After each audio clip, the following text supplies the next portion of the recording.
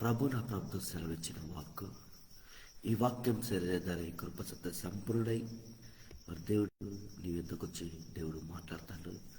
ఆత్మ సంఘం చెప్తున్న మాట చెవిగలవాడు వినుగాక. ప్రభు నా ప్రభుత్వం సెలవిచ్చిన వాక్కు, దేవుడు సెలవిస్తాడు. నువ్వేమైనవో ఆయన కృప వలని సమస్త మహిమ గంత ప్రభావాలు ఏసేకు చెల్లినగాక. ఆత్మ సంఘం చెప్తున్న మాట చెవిగల వాడు వినిగాక. సహోదరి సహోదరుడా, ప్రభు నా ప్రభుత్వం సెలవిచ్చిన వాక్కు మరి ఈ ఉదయకాల సమయంలో దేవుడు ఇక్కడ ఏం చెప్తున్నాడంటే, నీ జీవితంలో ఇక్కడ ఏం కోల్పోయిన కానీ దేవుడు ఒకే ఒక మాట అంటాను. ఈ రోజున ఆత్మ సంఘం చెప్తున్న మాట చెవిగల వాడు వినిగాక. ప్రభు నా ప్రభుత్వం సెలవిచ్చిన వాక్కు, ఈ వాక్యం శరీరధారి కృపసత్త సంపూర్ణుడై నీ ఎదుకొచ్చి దేవుడు మాట్లాడతాడు, తన వాక్కును విడుదల చేస్తాడు. ఆత్మ సంఘం చెప్తున్న మాట చెవిగల వాడు వినిగాక. దేవుడు నీ ఆత్మ జీవితంలో మరి నూతన మేలులతో నింపాలని కోరుకుంటాను. నీ ఆత్మ జీవితంలో సరే చూద్దాం. ఆత్మ సంఘం చెప్తున్న మాట చెవిగల వాడు వినిగాక. మరి ఈ రోజున కీర్తన గ్రంథము 105వ అధ్యాయము 42వ వచనం. కీర్తన గ్రంథము 105వ అధ్యాయము 42వ వచనం. ఏలయనగా ఆయన తన పరిశుద్ధ వాగ్దానమును తన సేవకుడైన అబ్రాహామును జ్ఞాపకం చేసుకొని ఆత్మ సంఘం చెప్తున్న మాట చెవిగల వాడు వినిగాక. ప్రభు నా ప్రభుత్వం సెలవిచ్చిన వాక్కు, ఈ రోజున నీ కష్టంలో, బాధల్లో, వేదల్లో, ఇబ్బందులు, నీ అప్పులో, నీ అవమానంలో, నీ పేదరికంలో ఏం చేయాలంటే నువ్వు ఉన్నవా అయితే దేవుడు చెప్తాను. ఈ రోజున ఆత్మ సంఘం చెప్తున్న మాట చెవిగల వాడు వినిగాక. ప్రభు నా ప్రభుత్వం సెలవిచ్చిన వాక్కు, ఈ వాక్యము శరీరధారి కృపసత్త సంపూర్ణై మరి దేవుడి మీ ఎందుకు వచ్చి దేవుడు వాగ్దానం ఇస్తాడు. మరి ఈ రోజున ఎవరైనా ఎలాంటి స్థితిలో ఉన్నా, తలదించుకొని ఉన్నా, కుంగిపోయినా, వెలవేయబడ్డా, అవమానపరచబడ్డా, నిందించబడుతున్నవా, ఆత్మ సంఘం చెప్తున్న మాట చెవిగల వాడు వినుగాక. ప్రభు నా ప్రభుత్వం సెలవిచ్చిన వాక్కు. ఎందుకంటే కీర్తన గ్రంథము 105వ అధ్యాయము 42వ వచనం. ఏలయనగా ఆయన తన పరిశుద్ధ వాగ్దానమును అంటే పరిశుద్ధ వాగ్దానమును తన సేవకుడైన అబ్రాహామును జ్ఞాపకం చేసుకొని ఈ రోజున ఆయన పరిశుద్ధ వాగ్దానం తన సేవకుడైన అబ్రాహామును అన్న కాడ ఈ రోజున చెప్తాను. ఆయన పరిశుద్ధ వాగ్దానమును ఆయన తన పరిశుద్ధ వాగ్దానం ఈ రోజున నీకు ఇచ్చిన వాగ్దానం, ఆయన పరిశుద్ధ వాగ్దానము తన సేవకుడైన అబ్రాహామును జ్ఞాపకం చేసుకొని ఈ రోజున దేవుడు నీకు ఇచ్చిన వాగ్దానమును, నీకు ఇచ్చిన దర్శనమును దేవుడు జ్ఞాపకం చేసుకుంటాడు. ఆత్మ సంఘం చెప్తున్న మాట చెవిగల వాడు వినిగాక.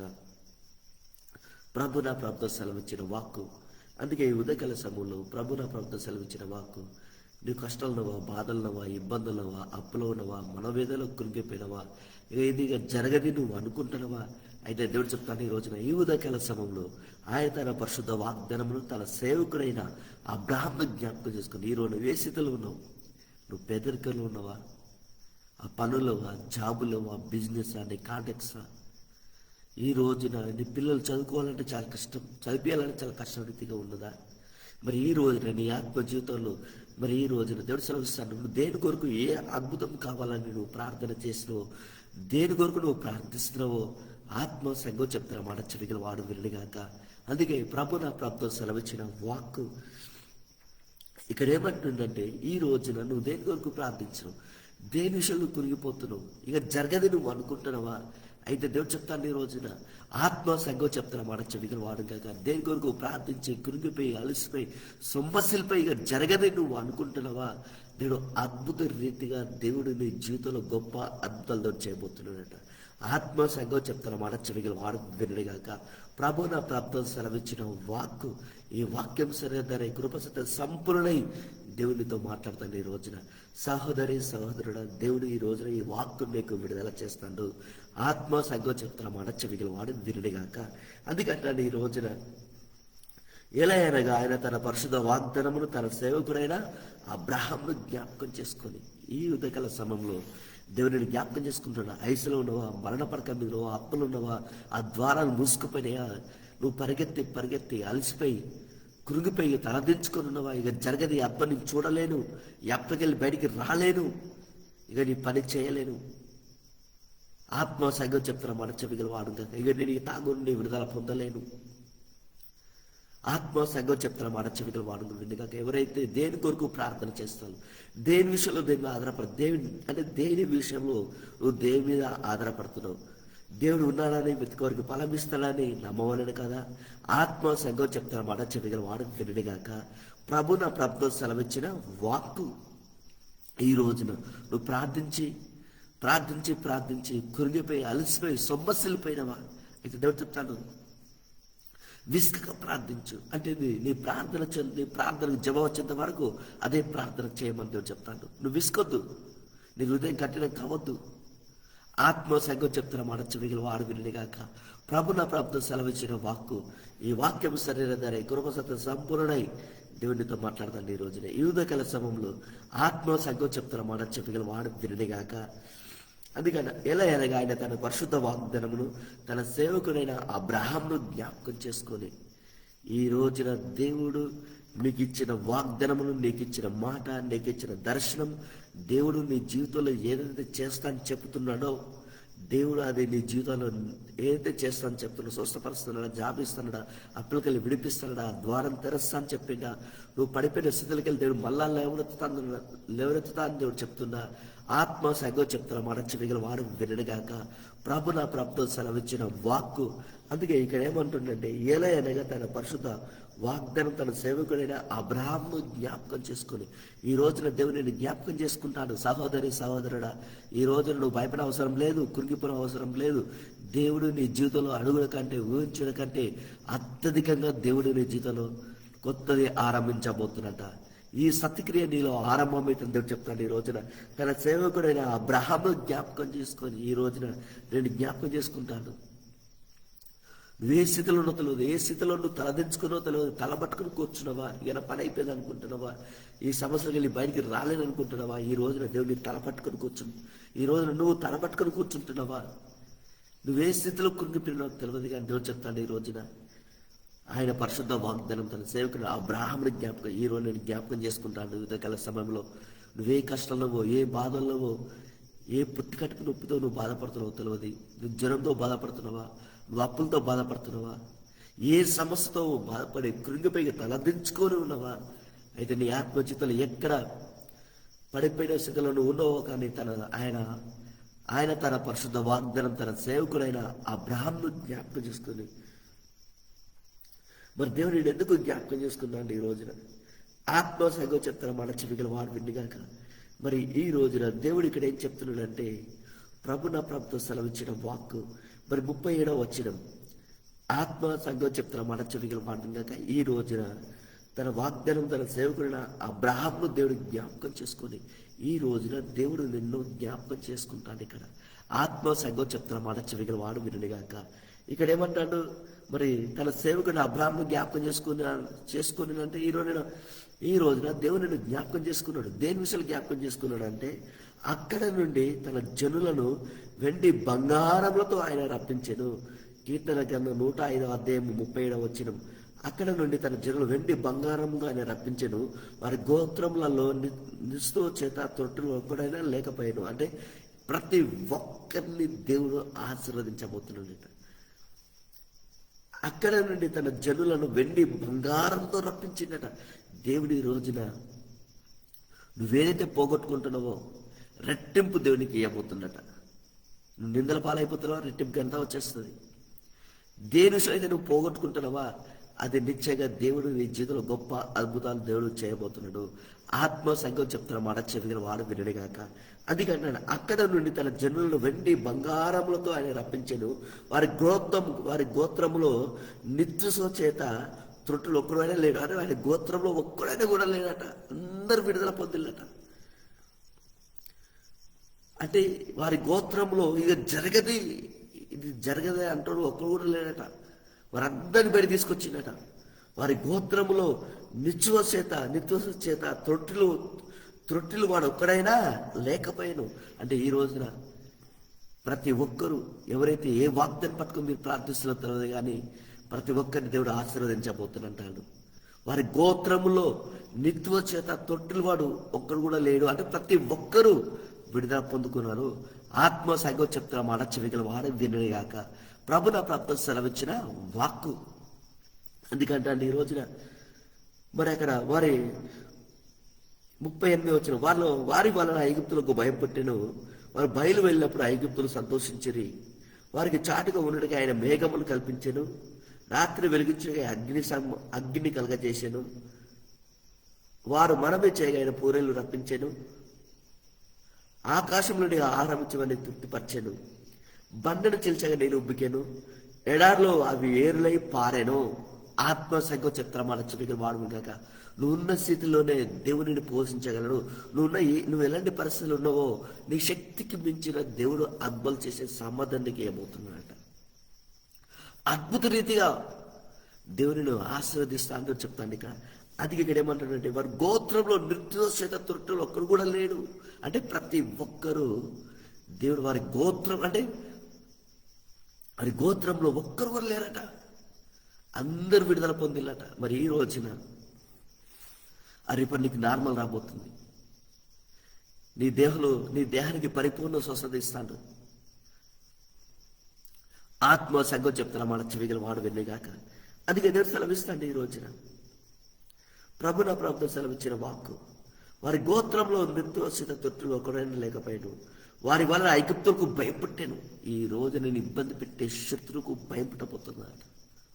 ఆత్మ సంఘం చెప్తున్నా మన చెవిగల వాడు విన్నగాక. వారు బయలు వెళ్ళినప్పుడు ఐగుప్తులు సంతోషించి. ఈ రోజున ఎక్కడ ఓడిపోయినవో తెలియదు కానీ దేవుని తల పైకెత్తి నీ కన్నీళ్లు తుడిచి అలాకెళ్ళి దేవుడిని బయటికి తీసుకురాబోతున్నాడట. ఆత్మ సంఘం చెప్తున్న మాట చెవిగల వాడు వినగాక. అందుకంటే ఈ రోజున దేవుడు ఇక్కడ ఏం చెప్తున్నాడంటే వారికి చాటుగా ఉండడానికి ఆయన మేఘస్తంభం కల్పించాడు. ఈ రోజున అద్భుత రీతిగా దేవుడు నీకు మేఘస్తంభమై ఉండబోతుందట. పగటి వేళ మేఘస్తంభం, రాత్రి వేళ అగ్ని స్తంభమై ఉండి నేను కాపాడతానంటాను దేవుడు ఈ రోజున.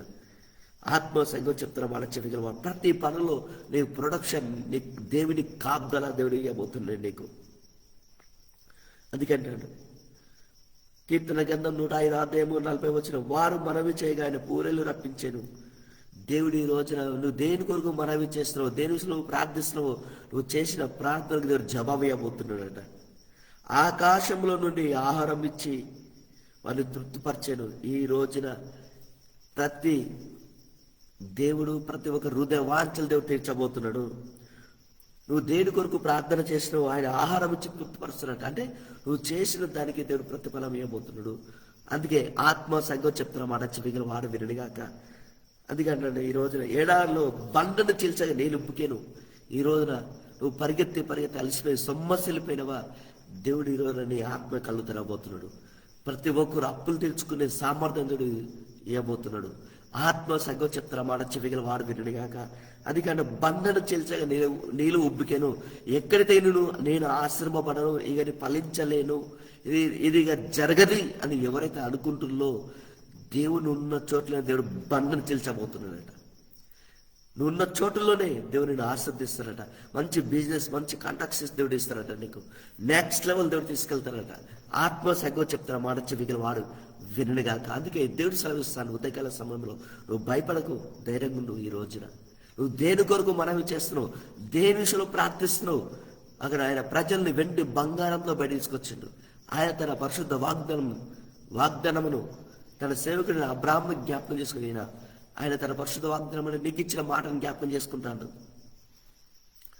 ఈరోజు నీ దర్శనం జ్ఞాపకం చేసుకుంటాను, నీ వాగ్దానము ఈరోజు నేను జ్ఞాపకం చేసుకొని వారు అక్కడ తన ప్రజల్ని వెండి బంగారంలో రప్పించి వారి గోత్రంలో నిర్దోషిత తొట్టిలు వాడు ఒక్కడు కూడా లేకుండా వారందరినీ బడి తీసుకొచ్చిందట. ఈ రోజున ఎవ్వరు ఇక నేను పొద్దుకోను అనే మాట డైలాగ్ అయ్యారు. అంటే మీరు మనవి చేయగా ఆకాశము నుండి దేవుడు ఆకాశం నుండి ఆహారం ఇచ్చిందట. ఆహారం స్వస్థత, సమృద్ధి. నువ్వు అడిగిన దానికి ప్రశ్నకు జవాబు.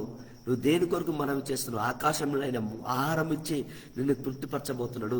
అంటే నీ బిజినెస్ కాంటాక్ట్స్కి దేవుడు ద్వారాలు తెరవబోతున్నాడట.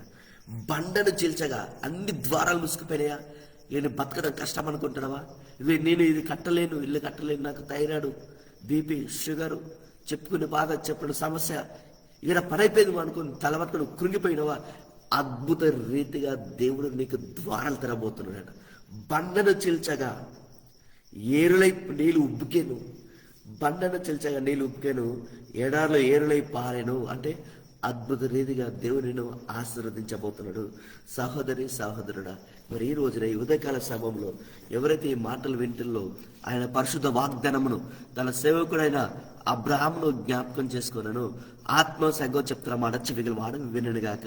ప్రభు నా ప్రభుతో సెలవిచ్చిన వాక్కు అక్కడ వేస్తే ఏమంటది? నేను నశించినా నశిస్తాను, చెదిరిపోయినా చెదిరిపోతాను, న్యాయం వ్యతిరేకంగా ఉన్నా సరే కానీ నేను రాజు సముఖమందు పోయి నిలబడతానని చెప్పుకున్నది.